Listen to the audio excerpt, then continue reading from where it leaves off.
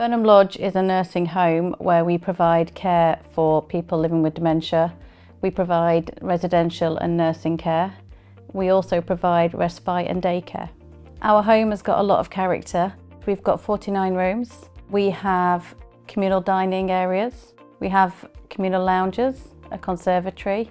We have an activities calendar packed with various different activities, providing engagement for many residents. We like to cater for different residents' hobbies, preferences, likes. The residents benefit from beautiful gardens. They enjoy going out for walks in the garden. So as part of our activities calendar, we have a giant tablet, which is touchscreen technology.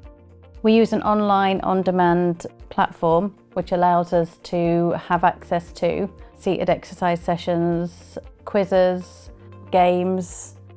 Residents are able to access activities that support them with reminiscing, nostalgia, and also engaging in one-to-one and group activities. I am very passionate about food because I like the food myself, so everything is fresh.